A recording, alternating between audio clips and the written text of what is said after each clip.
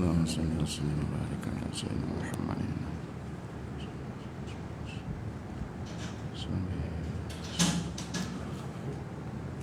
Assalamualaikum warahmatullahi wabarakatuh. Bismillahirrahmanirrahim. Alhamdulillahi rabbil alamin. Wassalatu wassalamu ala ashrafil anbiya wal mursalin sayyidina wa maulana Muhammad wa ala alihi wa sahbihi ajma'in. Nahmaduhu wa nasta'inuhu wa nastaghfiruh wa na'udzu billahi min shururi anfusina wa min sayyiati a'malina.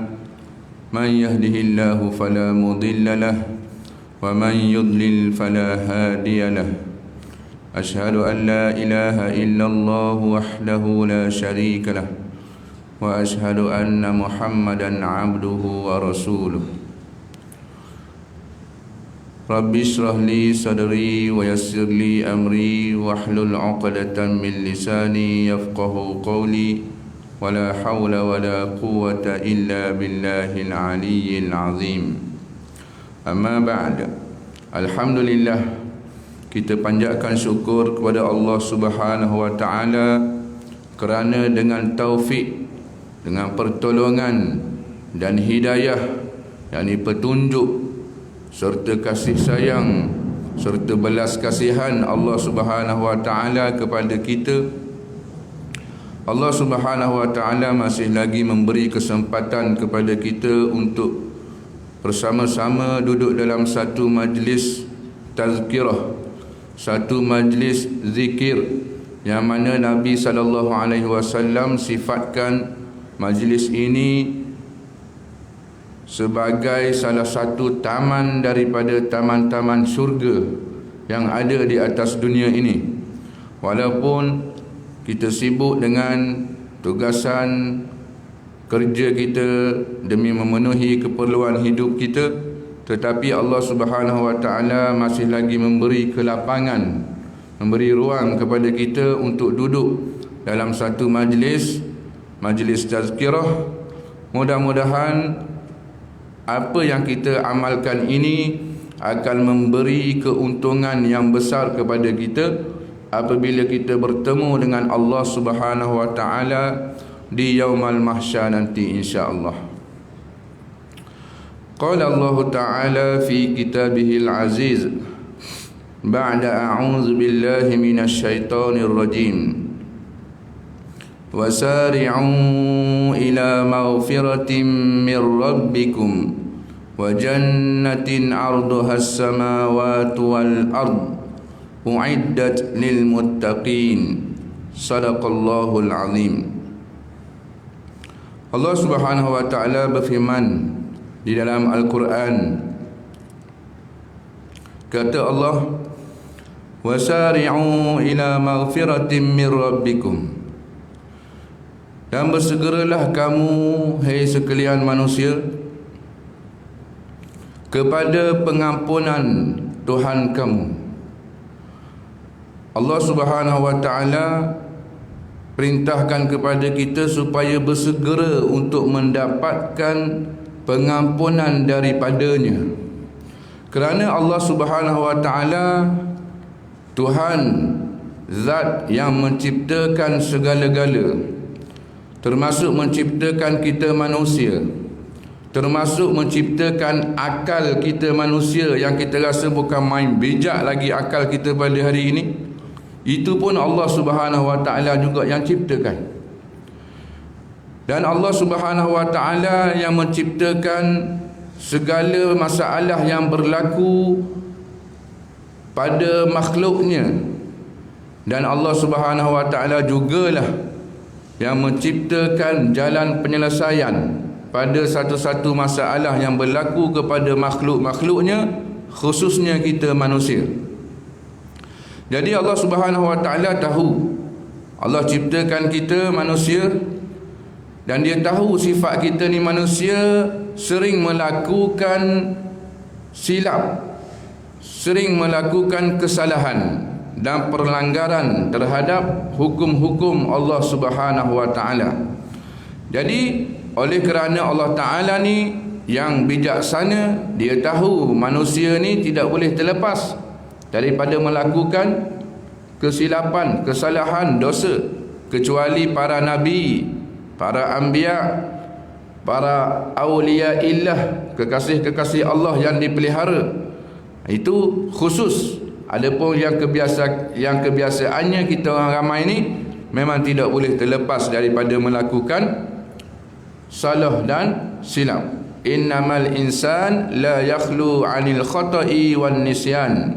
Yang dinamakan insan tu satu jenis makhluk yang tidak boleh lepas daripada melakukan kesalahan dan kelupaan. Banyak lupa kita manusia ni. Sebab tu nama manusia tu sendiri pun lupa dah. Manusia. Ma tu barang.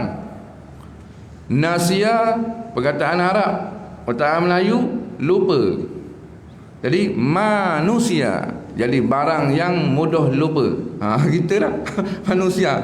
Nama manusia tu sendiri pun dah barang yang mudah lupa. Jadi oleh kerana Allah Subhanahu Wa Taala tahu kita ni hamba yang banyak melakukan salah, jadi diberi ruang kepada kita supaya mendapatkan pengampunannya melalui taubat, melalui taubatan nasuha. Allah Ta'ala bagi jalan keluar kepada kita. Apa kata kalau Allah Ta'ala tidak bagi jalan keluar kepada kita? Buat salah, di akhirat nanti tunggu azab saja, tidak ada peluang untuk nak mohon ampun. Macam mana? Seperti mana Iblis laknatullah sekali saja melakukan kesilapan, sekali saja ingkar dengan arahan Allah Subhanahu Wa Ta'ala, terus dilaknat sampai hari kiamat. Berbeza dengan kita manusia. Kalau daripada kita renung balik, kita muhasabah diri kita balik, bermula daripada kita akil balik, umur 15 lah paling kurang, umur 15 sampai umur kita sekarang, berapa banyak yang kita ingkar terhadap perintah Allah Subhanahu Wa Ta'ala.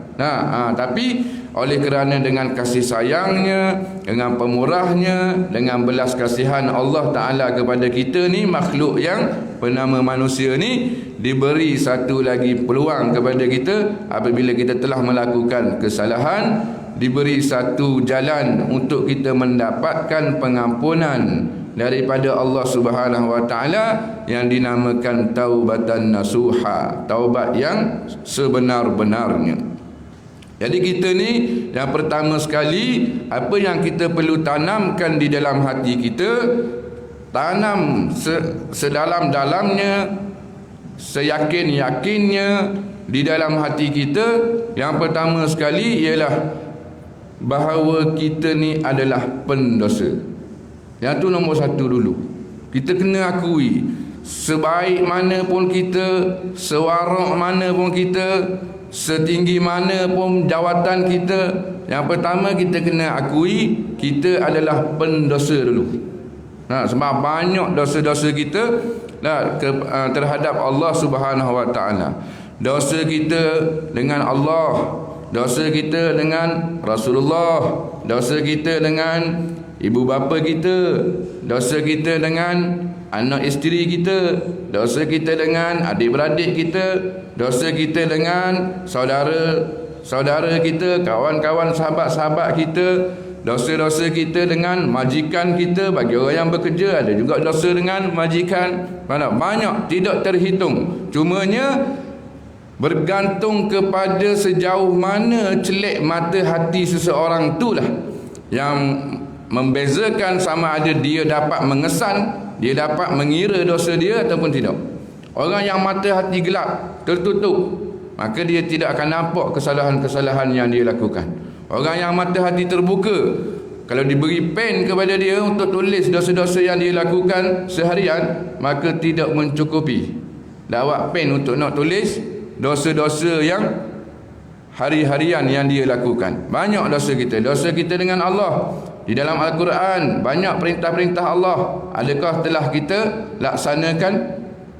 Banyak larangan-larangan daripada Allah Subhanahu Wa Ta'ala. Adakah kita laksanakan? Allah Ta'ala perintahkan kita supaya menuntut ilmu agama. Contoh, Adakah hari ini kita telah melaksanakan? Bila mana ada ustaz-ustaz, tuan-tuan guru, alim-alim ulama datang mengajar di dalam kawasan kita, adakah kita orang yang dengan hati yang terbuka duduk dalam majlis ilmu untuk nak menadah ilmu? Adakah begitu? Kita boleh muhasabah diri kita.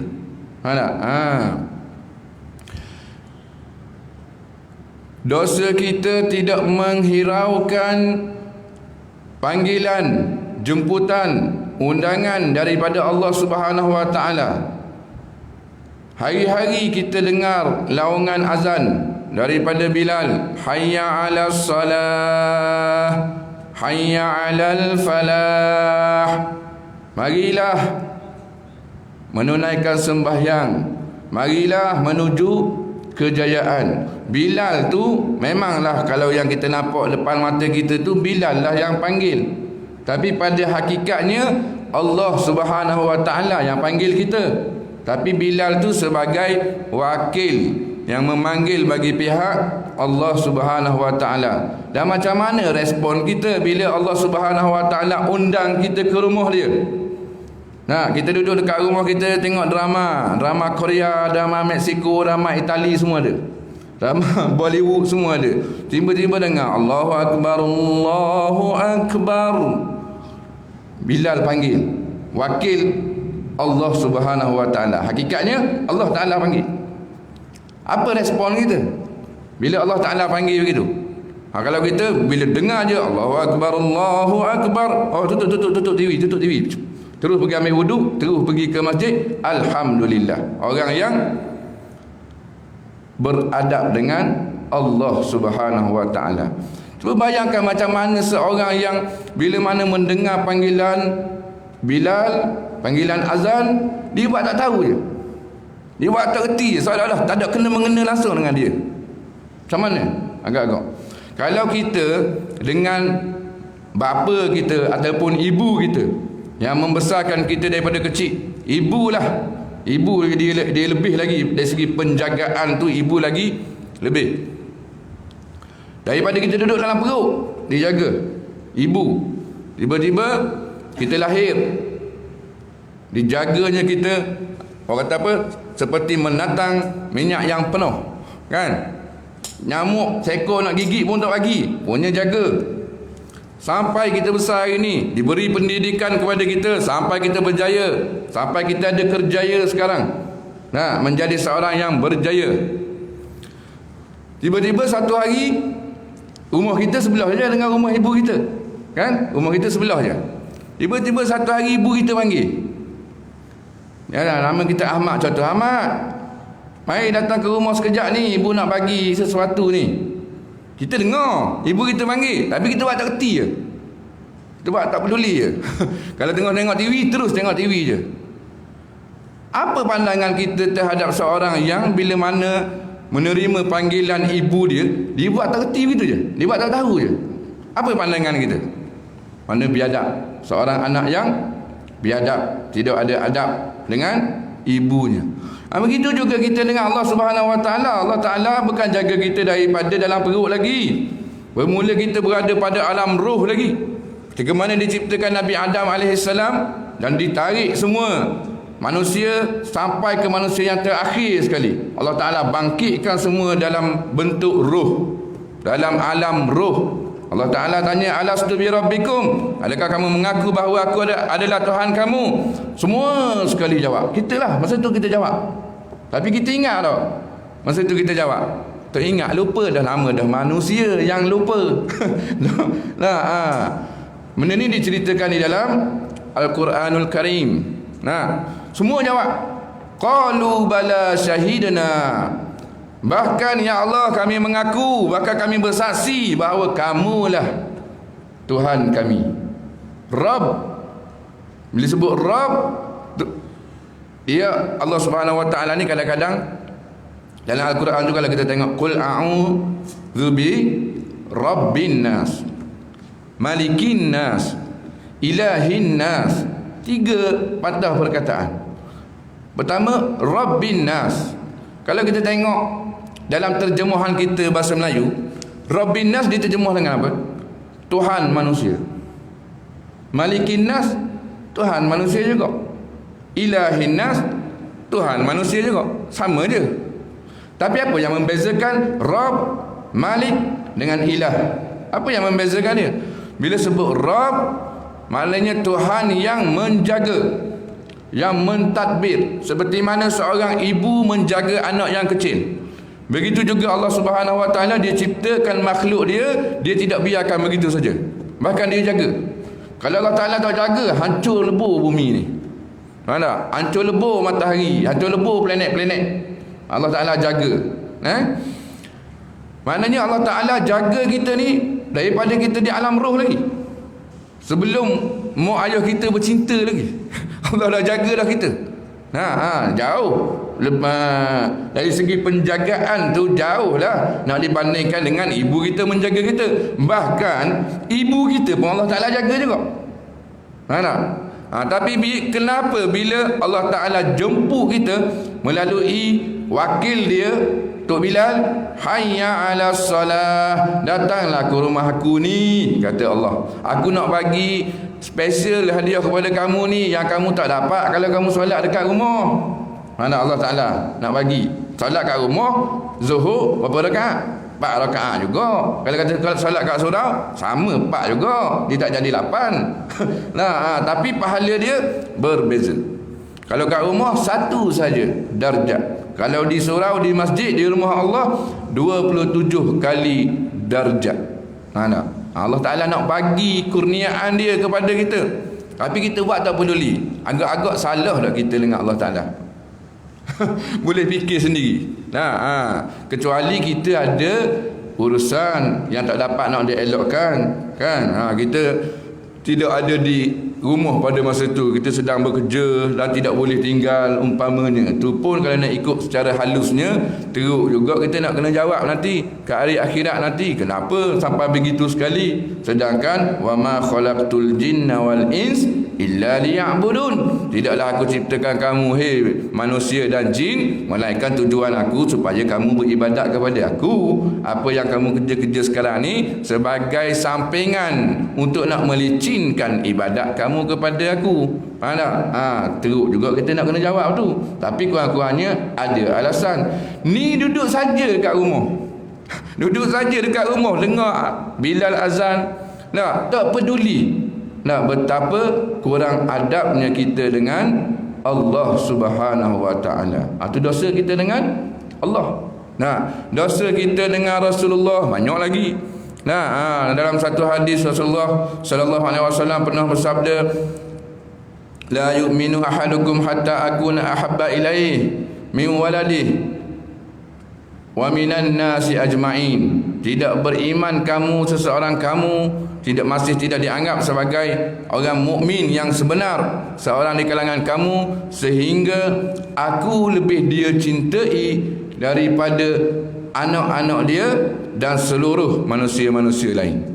Jadi kita boleh muhasabah diri kita hari ni, di dalam hati kita ni, adakah kecintaan kita kepada Rasulullah sallallahu alaihi wasallam melebihi daripada segala makhluk-makhluk yang lain? Kita boleh muhasabah. Kita sendiri yang tanya dan kita sendiri yang jawab pada diri kita sendiri. Tak payah nak jawab kat orang, saya sayang Rasulullah lebih daripada segala-gala. Tak payah, jawab untuk diri sendiri. Jujur dengan diri sendiri. Adakah kita lebih menyayangi Rasulullah sallallahu alaihi wasallam lebih daripada segala-galanya yang kita ada pada hari ini? Kalau dah memang kita sayang kepada Rasulullah lebih daripada segalanya, alhamdulillah.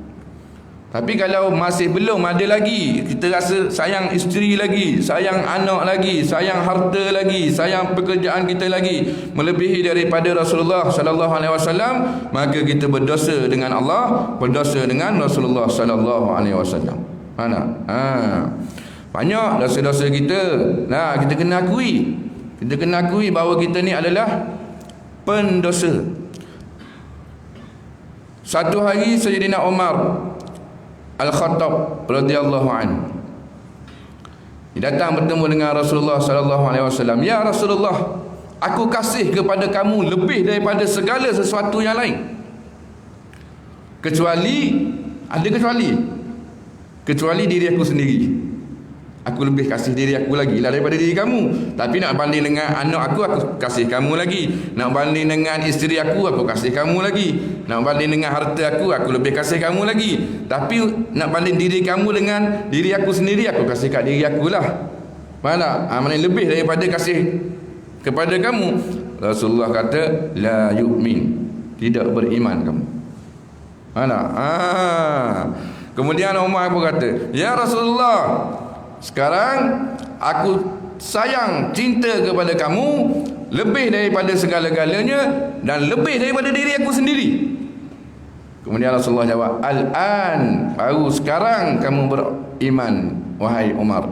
Kalau kita ini, kita muhasabah diri kita. Banyak kecintaan kita kepada benda-benda lain melebihi daripada kecintaan kita kepada Rasulullah sallallahu alaihi wasallam. Macam mana kita nak meraih cinta kepada Nabi sallallahu alaihi wasallam? Yang pertama sekali, kita kena tahu sirah, kisah-kisah Nabi Muhammad sallallahu alaihi wasallam. Bila kita tahu dia punya sejarah dia akan lebih menimbulkan rasa cinta kita kepada Rasulullah sallallahu alaihi wasallam. Yang keduanya, kena banyak hidupkan sunnah di dalam kehidupan kita. Kita tahu benda ni sunnah Nabi. Terus dengan lapang dadanya, dengan rasa terbukanya, terus kita nak buat. Tanpa ada rasa ragu-ragu, tanpa ada rasa malu-malu, tanpa nak fikir 2-3 kali, terus buat. Kerana apa ni? Kerana yang ni Nabi buat. Barulah dengan itu dia akan dapat memupuk rasa cinta kita kepada Rasulullah sallallahu alaihi wasallam. Kita hari ini segan nak buat sunnah, segan nak buat maksiat, tak segan nak buat benda haram, tak segan nak buat sunnah tu, segan. Tak pernah pakai jubah lagi, nak pakai jubah tu rasa macam ketul ni menggigil ni rasa. Dah tak pernah pakai jubah. Sama sekarang ni jubah ni tidak asing sangat lah. Kalau dulu ataupun serban lah contohnya. Rasulullah, kita tahu serban ni merupakan pakaian Rasulullah sallallahu alaihi wasallam. Boleh tak kita yang tak pernah pakai serban ni tiba-tiba nak pakai serban, nak pergi ke masjid, nak pergi ke surau dekat rumah kita? Rasa macam mana? Rasa macam berjalan tok pijak lantai rasanya. Rasa macam serba tak kena ni. Nampak? Segannya kita dengan sunnah Nabi sallallahu alaihi wasallam. Macam mana kita nak claim diri kita cinta kepada Nabi sallallahu alaihi wasallam? Kalau kita cinta kepada isteri kita, kan kebanyakannya kita cintalah kepada isteri kita kan. Sama ada cinta tu datang sebelum perkahwinan ataupun selepas daripada perkahwinan, tapi majoritinya cintalah kepada isteri. Kita mesti akan rasa lapang, akan rasa terbuka untuk melakukan sesuatu perkara yang disukai oleh isteri kita. Kita suka kereta Honda contohnya. Dan isteri kita suka kereta Toyota. Tak apalah, kerana cinta kepada isteri punya Toyota pun Toyota lah. Walaupun hati kita suka Honda, tapi kerana cinta kepada isteri, itu bukti kecintaan kita kepada isteri kita. Dan di mana bukti kecintaan kita kepada Nabi sallallahu alaihi wasallam? Kalau kita nak buat sunnah pun rasa malu. Jadi yang tu kita kena muhasabah diri balik dan perbaiki balik bahtera kehidupan kita, supaya dalam kehidupan seharian kita ni banyak sunnah-sunnah yang dihidupkan di dalam kehidupan kita. Bukan nak suruh kena pakai jubah, nak kena pakai serban 24 jam. Bukan begitu. Tapi banyak hidupkan sunnah. Dan kita kena rasa utama. Yang Nabi buat ini adalah yang utama. Barulah dia akan membantu kita untuk timbulkan rasa cinta kita kepada Nabi sallallahu alaihi wasallam. Dan yang ketiganya, kena perbanyakkan selawat kepada Nabi Muhammad sallallahu alaihi wasallam. Paling kurang ulama-ulama kata paling kurang 300 hari. Maknanya orang yang selawat kepada Nabi sallallahu alaihi wasallam kurang daripada 300 kali sehari, orang itu masih tergolong dalam kalangan orang-orang yang lalai.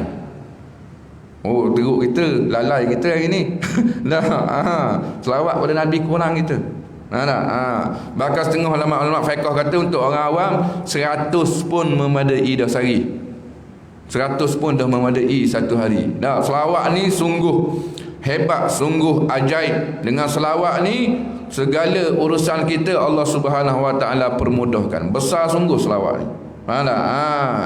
Ibadat-ibadat lain Allah Taala perintahkan manusia buat, Allah tak buat. Allah perintahkan kita solat, Allah perintahkan kita zakat, puasa, jihad fi sabilillah. Tapi Allah Taala puasa tak? Tak. Allah Taala sembahyang tak? Tak. Tapi selawat, Allah Taala perintahkan kita manusia untuk selawat kepada baginda Nabi sallallahu alaihi wasallam, dan Allah tegaskan bahawa dia juga berselawat kepada Nabi sallallahu alaihi wasallam. Innallaha wa malaikatahu yusalluna 'alan nabi. Sesungguhnya Allah Subhanahu Wa Taala dan para malaikatnya berselawat kepada Nabi Muhammad sallallahu alaihi wasallam. Ya ayyuhallazina amanu, hai orang-orang yang beriman, sallu alaihi wasallimu taslima. Selawatlah kamu kepada Nabi Muhammad sallallahu alaihi wasallam. Satu amalan yang Allah perintahkan kita manusia buat dan dia sendiri membuat juga. Hebat selawat ni. Jadi perbanyakkan selawat dalam hati kita. Duduk saja, tak perlulah. Kalau kita rasa kita tak boleh nak konsisten lagi untuk nak dapatkan 100, 200, 300 kan, 1000 ke umpamanya, cuba kita banyakkan ingat. Bila kita rasa nak berzikir, selawat Allahumma salli ala sayyidina Muhammad, Allahumma salli ala sayyidina Muhammad. Dapat 10 pun sekali ingat, okey dah. Lagi nanti kejap lagi ingat lagi, Allahumma salli ala sayyidina Muhammad, Allahumma salli ala sayyidina Muhammad. Untuk peringkat permulaan. Bila kita dah biasa dah, nanti akan ada datang satu kekuatan kepada kita untuk nak perbanyakkan lagi. Barulah kita jadualkan. Kita cari di mana antara 24 jam tu satu waktu yang kita betul-betul lapang, yang kita boleh spend masa untuk nak berzikir, untuk nak selawat kepada Nabi sallallahu alaihi wasallam sebanyak 100 kali. Allahumma salli ala sayyidina Muhammad. Berapa saat agak-agaknya? Allahumma salli ala sayyidina Muhammad. Berapa saat? Kalau begitu, ada 4 saat lebih kurang kot. 4 saat. Kalau 100 kali, berapa saat? 400 saat. Tu. 400 saat bagi 6, bagi 60. Bagi 60 kan? 40 saat bagi 60 berapa? 400 saat bagi 60. Kita dah lulus matematik dulu. 400 bahagi 60. 6 minit untuk selawat kepada Nabi sallallahu alaihi wasallam 100 kali. Tak ada masa juga dalam 24 jam tu. Apa benda yang kita sibuk sangat? Tak sampai 24 jam, sampai tidak ada 6 minit untuk nak berselawat kepada Nabi sallallahu alaihi wasallam. Paling-paling kurang pun kita letak lama sikit lah. Kok ada nak ambil nafas panjang sikit ke. 10 minit. 10 minit untuk nak selawat kepada Nabi sallallahu alaihi wasallam 100 kali dalam masa 24 jam tidak ada. Apa benda yang kita sibuk sangat ni? Kerja apa besar sangat yang kita sibuk sangat ni sampai tak sempat nak selawat kepada Nabi? Jadi banyakkan selawat kepada Nabi sallallahu alaihi wasallam, supaya dengan selawat ni dia akan menambahkan rasa cinta kita kepada Nabi sallallahu alaihi wasallam. Kesimpulannya, kita ni kena akui memang kita ni banyak dosa. Itu baru dosa kita secara umum dengan Allah, dengan Nabi sallallahu alaihi wasallam. Belum lagi dengan anak isteri, belum lagi dengan ibu bapa kita, belum lagi dengan sahabat-sahabat kita, majikan kita, belum lagi tu dak korek lagi tu. Tu secara umum baru. Secara umum baru. Dosa kita dengan isteri kita, ada tak kita buat dosa dengan isteri kita? Ada? Kita hanya bagi nafkah zahir, nafkah batin, hak malam-malam tu je lah yang kita tahu je. nafkah batin. Padahal ada lagi nafkah batin yang kita tidak bagi kepada isteri kita. Kepada anak kita pun nak kena bagi juga nafkah batin, bukan nafkah zahir saja. Macam mana pula nak bagi nafkah kepada anak, nafkah batin, sumbang mahram jadinya. Bukan yang malam-malam tu saja. Dia kira jemuk saja. Bukan. Nafkah batin ni rohani dia tu kena didik. Anak dan isteri kita tu kena didik rohani dia supaya berjalan ke jalan Allah Subhanahu Wa Taala. Kena beri didikan agama kepada anak kita, kena beri didikan agama kepada isteri kita supaya dia menjadi orang yang konsisten dalam menjalankan syariat Allah Subhanahu Wa Taala. Ya ayyuhallazina amanu, hai sekalian orang-orang yang beriman, kitalah semua, qu anfusakum, peliharalah diri kamu, wa ahlikum, dan ahli keluarga kamu, nara, daripada api neraka. Kitalah ketua rumah tangga. Bukan Allah Ta'ala suruh jaga kita saja, anak isteri lantak dia jaga sendirilah. Tak, ni ada arahan daripada Allah Subhanahu Wa Ta'ala. Pelihara diri kamu serta ahli keluarga kamu daripada api neraka. Maknanya jangan biarkan anak isteri kita terdedah dengan perkara-perkara yang diharamkan oleh Allah Subhanahu Wa Ta'ala. Tapi hari ini kita jaga tak? Tak jaga. Tak? Didikan agama pun kita tak beri kepada anak isteri kita. Adakah memadai dengan sekolah saja? Tak memadai. Nah, orang yang selalu lazim untuk hadir dalam majlis-majlis ilmu, duduk dalam majlis-majlis kuliah pun banyak benda lagi yang dia tak tahu. Apatah lagi orang yang hanya belajar di sekolah-sekolah saja, yang skop agama dia terlalu sikit, minoriti sangat subjek agama dalam persekolahan kita pada hari ini. Mana tak cukup, tak memadai dengan sekolah-sekolah, kita kena hantar dia lagi. Tapi kita kalau tuition, kalau dalam bab-bab lain semangat pula. Pagi, anak sekolah pagi, balik pukul 2, pukul 4 tuition. Tuition apa? Mathematics, science. Pukul balik pukul 4 tuition, pukul 5 balik. Rehat sejam, pukul 6 ada lagi tuition tempat lain pula. Tuition apa? Bahasa Inggeris. Balik pukul 6, pukul 7 balik. Duduk rumah pukul 9 tuition lagi. Tuition apa pula? Kimia dengan biologi. Dah banyak tuition kita. Tapi kalau dalam bab keagamaan, mana tuition tambahan yang kita bagi kepada anak kita? Mana ada berkata masalah lagi. Satu, kita dah salah dengan Allah. Satu, kita dah salah dengan Rasulullah. Kerana membiarkan kullukum ra'in. Kata Nabi, kamu semua adalah pengembala. Wa kullu ra'in mas'ulun an ra'iyyatihi. Atau kama qala, dan kamu semua pasti akan ditanya terhadap orang yang di bawah gembalaan kamu di hari kiamat. Kita salah dengan Allah lagi, kita salah dengan Rasulullah lagi, kita salah dengan anak isteri kita lagi. Anak isteri kita pun akan tuntut juga nanti di hari akhirat. Ni bapak saya ni yang tak peduli kat saya, yang dia tak hantar pun saya untuk belajar agama. Kita nak kena jawab. Semua akan dituntut. Hari akhirat ni hari tuntut menuntut.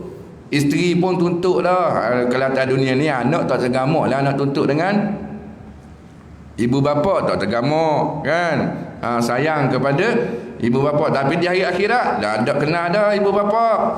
Yauma yafirrul mar'u min akhi, pada hari itu orang pakat lari habis daripada saudara mara dia. Tak kena dah, masing-masing semua melarikan diri dah. Wa ummihi wa abih, dan daripada ibu dan bapa dia semua pakat lari habis. Tak peduli dah waktu tu, pada hari kiamat nanti. Banyak dosa kita. Kita membiarkan anak isteri kita melakukan dosa, melakukan maksiat. Dosa besar. Hari ni apa banyak silap-silap suami sendiri pun. Relax je, bawa isteri naik motor petang-petang raung taman. Isteri pakai baju lengan pendek. Ramai tak hari ni isteri pakai baju lengan pendek keluar rumah. Pakai baju lengan pendek haram ke makruh ke sunat? Pakai baju lengan pendek keluar rumah, haram ke makruh ke sunat? Haram hukum dia. Ni aurat lengan ni. Relax je, pakai baju lengan pendek keluar rumah. Suami yang bawa isteri duduk belakang. Isteri buat maksiat pada Allah, suami bawa. Bang, raung taman sekali petang ni bang. Dengan motor, lama dah tak lawan dengan motor. Suami pun start lah motor. EX5. Tak start motor, bini naik belakang. Maknanya bini dia marah tu. Maknanya bini dia sekarang ni nak buat apa ni? Nak buat maksiat. Maksiat apa? Ni nak mendedahkan orang dia kepada orang ni. Maksiat lah orang panggil. Maksiat maksiat ni kita janganlah buat judi, minum arak saja. Setiap apa juga benda yang diharamkan oleh Allah Subhanahu Wa Taala, kalau kita buat, maksiat tu nama dia. Jadi isteri dia nak buat maksiat sekarang ni. Apa maksiat yang isteri dia nak buat? Dia nak pamerkan lengan dia tu pada orang taman ni. Suami tolong bawa. Macam mana? Banyak dosa kita. Anak kita budak-budak remaja sekarang biasa pakai baju lengan pendek. Biasa perempuan. Lelaki tak apa, perempuan. Kan orang perempuan seluruh tubuh melainkan muka dan pergelangan tangan. Ada pakai baju lengan panjang pun okeylah sikit. Tudung pun dah labuh dah sikit bawah dada. Nampak dah warak sikit. Stocking nak pakai. Dosa tak? Dosa juga, haram. Mendedahkan aurat juga dia panggil. Stocking nak pakai. Lah kita suami tak kata apa. Tak didik, tak larang dia, biarkan anak isteri kita melakukan benda yang haram. Dosa besar. Banyak dosa kita. Rupanya banyak. Sebelum ni tak nampak. Kita rasa kita ni orang-orang nak jaga sembahyang ni kira okey dah lah. Dia okey lah satu pihak. Banyak lagi kehidupan kita. Agama ni dia the way of life. Cara kehidupan kita tu. Seharian bermula daripada kita bangun tidur sampai kita tidur kembali. Bahkan nak tidur pun ada cara agama juga. Nak masuk tandas, nak buang air besar tu, tempat yang kita pandang jijik lah, pun ada aturan agama juga. Masuk dengan kaki kiri dulu, baca doa. Duduk dalam jamban, duduk dalam tandas tu, ada aturan dia juga. Pada sunat tutup kepala, pada sunat berdehem-dehem. Banyak lagi lah ada adab. Masuk tandas banyak lagi. Itu pun ada aturan agama juga. Apatah lagi perkara-perkara yang besar yang lain dalam kehidupan kita, mesti ada aturan agama. Maknanya agama ni dia bukan sembahyang saja, dia bukan puasa saja, tapi dia seluruh kehidupan kita tu. Maknanya kalau seluruh kehidupan kita tu kita buat, kita kena suluh dulu. Agama kata macam mana buat begini, agama kata okey, jalan. Kalau nak buat sesuatu ni, agama kata macam mana? Agama kata haram buat begini. Stop. Itu baru orang yang benar-benar beragama. Itu dosa kita dengan anak isteri kita. Dosa kita dengan saudara-saudara kita. Saudara-saudara kita, sahabat-sahabat kita. Banyak lagi dosa-dosa kita. Tambah lagi sahabat-sahabat satu perkhidmatan dengan kita, satu kerja, kan tak ada dosa. Antaranya ribah. Ni kebiasaan, menjadi kebiasaan, trend orang ramai sekarang. Kalau dia ni jenis orang yang tak bercakap pasal buruk orang, memang hebat dia ni dengan dunia sekarang. Memang hebat. Memang special betul dia ni. Dia ni saya tak pernah dengar lagi dia cerita pasal buruk orang. Cerita bila sebut nama seseorang, tapi bawa cerita tentang benda yang tak baik pada orang tu. Tak pernah dengar lagi dia ni. Kalau ada, memang terbaik orang tu.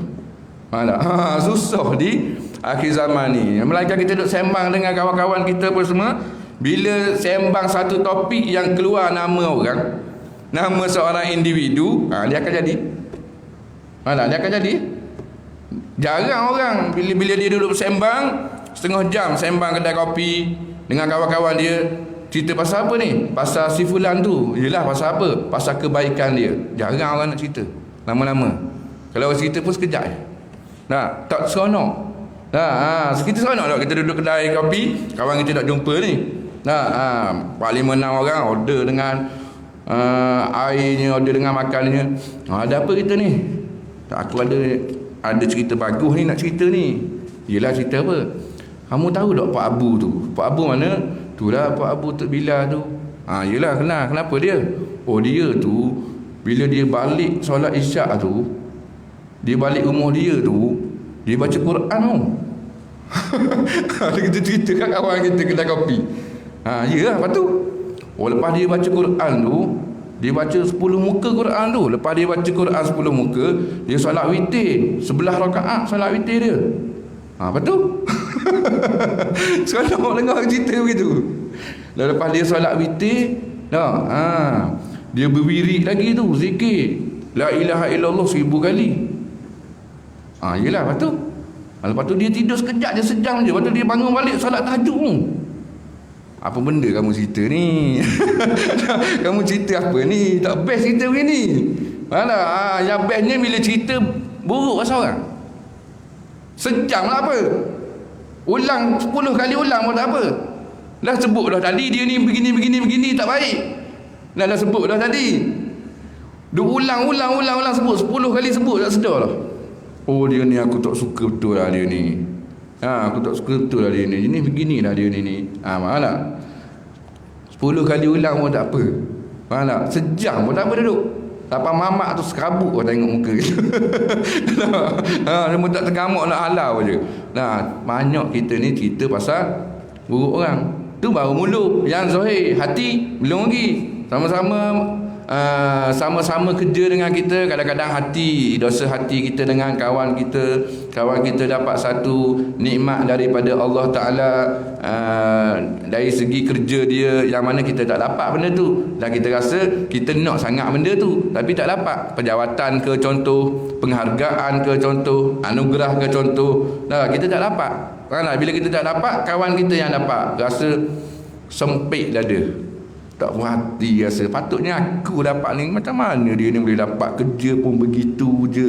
Kerja pun begitu je, lebih kurang je nak banding dengan aku ni.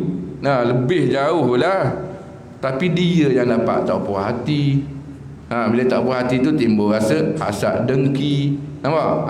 Bila timbul hasad dengki, mulalah nak pelecehkan dia. Bila sembang kedai kopi, topik ni macam mana tu boleh pilih dia ni?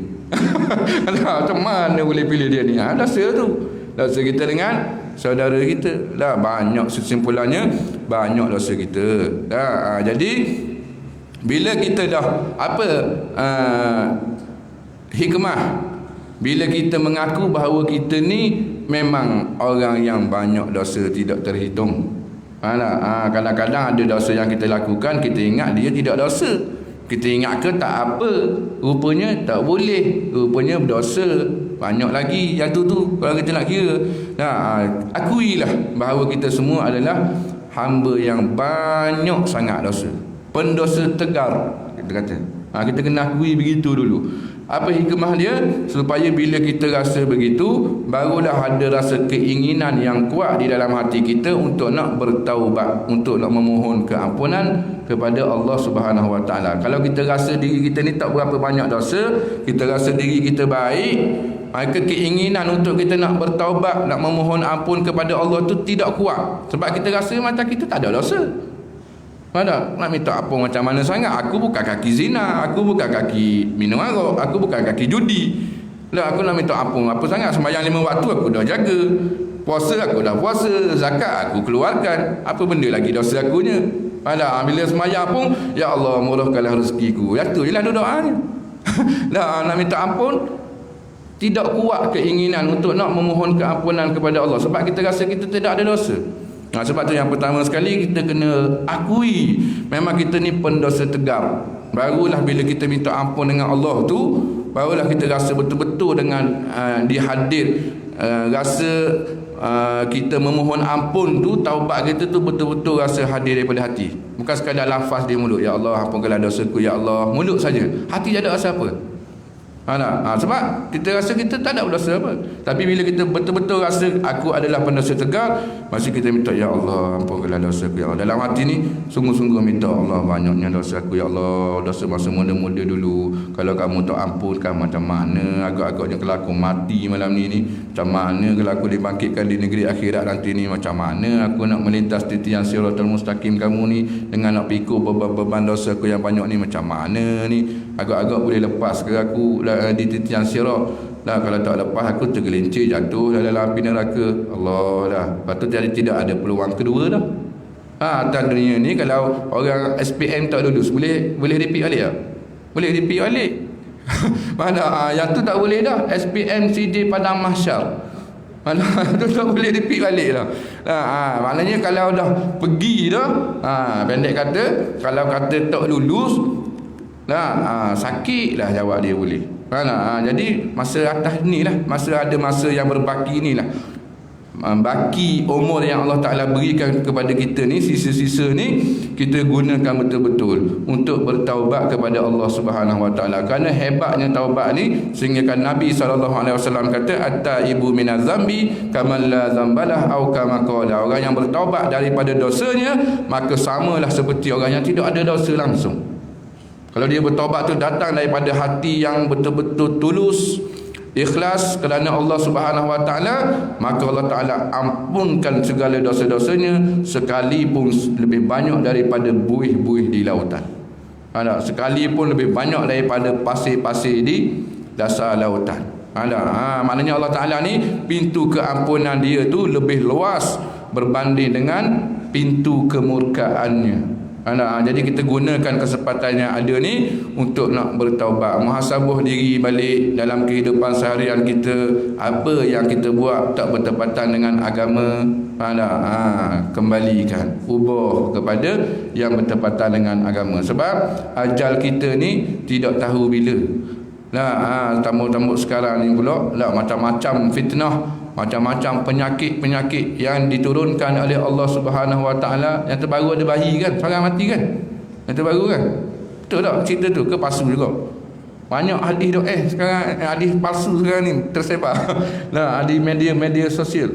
Ada tak yang berita yang terbaru seorang mati bayi? Tak ada dengar lagi. 1 tahun. Betul? Betul. Tak tahu betul tak, tapi saya dah terbaca pasal ni lah, corona ni lah. Seorang bayi umur 1 tahun kan, tu belakang tu angguk. Kalau dia angguk kuat tu maknanya betul tu. Kalau angguk tak berapa nak angguk tu, was-was lagi kalau dia angguk betul tu. Betul tu. Budak umur 1 tahun. Dan kita tengok banyak pun orang yang mati mengejut. Yang terbaru itu hari yang berapa orang sahabat, 3 ke 4 yang mati dalam kereta tu. 3 kan, muda lagi kan. Ada penyakit tak? Ada penyakit. Mati gitu je dalam kereta. Bila mati tu ada peluang lagi tak nak bertaubat? Dah ada. Masa hidup ni masa hidup, sisa-sisa kehidupan yang Allah Ta'ala bagikan pada kita. Ini kita tak tahu ni. Balik nanti kita ni sampai ke rumah ke tidak ke, tak tahu lagi. Tak tahu lagi ajar kita kat mana. Tengah buat kerja ke, on the way balik nanti ke, tak tahu bila. Jadi kesempatan yang ada ni kita gunakanlah untuk betul-betul kita nak raih keampunan daripada Allah Subhanahu Wa Ta'ala. Jadi saya rasa sekadar tu dulu kot. 1.48, 2 minit lagi tu kira halal. Jadi minta tadi tu sampai pukul 1.50, kira 2 minit lagi tu kira halal dah. Okey, baik. Mudah-mudahan apa yang sedikit apa yang disampaikan tu memberi manfaat kepada kita, khususnya saya yang bercakap ni lah, yang lebih banyak dosa daripada tuan-tuan yang mendengar. Hanya saya dengan Allah sahaja yang mengetahui. Nampak macam baik cakap, tapi diri sendiri lebih mengetahui, lebih kenal diri sendiri. Lebih banyak dosa dengan Allah Subhanahu Wa Ta'ala. Dan saya memohon keampunan, memohon maaf kepada tuan-tuan, puan-puan, muslimin muslimat, sekiranya sepanjang perkongsian tazkirah ni kalau ada kata-kata yang tidak sepatutnya, dan saya memohon ampun kepada Allah Subhanahu Wa Ta'ala. Yang baik itu datangnya daripada Allah Subhanahu Wa Ta'ala, dan yang tak baik, yang kurang tu datang daripada sebab kelemahan dan kejahilan diri saya sendiri. Aqulu qawli hadza wa astaghfirullahal azim li wa lakum. Wassalamualaikum warahmatullahi wabarakatuh. Bismillahirrahmanirrahim. Alhamdulillahirabbil alamin. Wassalatu wassalamu ala asyrafil anbiya'i wal mursalin sayyidina wa maulana Muhammad wa ala alihi wa sahbihi ajma'in. Allahumma faqihna fid din wa 'allimna at-ta'wil wa hdina siratal mustaqim. Allahumma arinal haqqa haqqan warzuqna ittiba'ah wa arinal batila batilan warzuqna ijtinabah.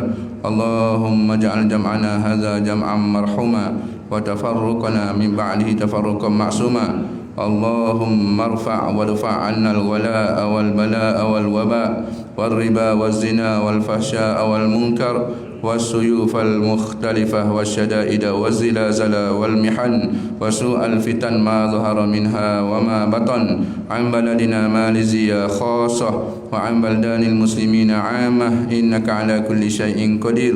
اللهم إنا نعوذ بك من البرص والجنون والجذام وسيء الأسقام. اللهم احفظنا وأزواجنا وأولادنا وأبنائنا وأمهاتنا وآبائنا وأهلنا وأهل بيتنا وأسراتنا وبلادنا من مرض كورونا برحمتك يا أرحم الراحمين. وصلى الله على سيدنا محمد وعلى آله وصحبه وسلم والحمد لله رب العالمين.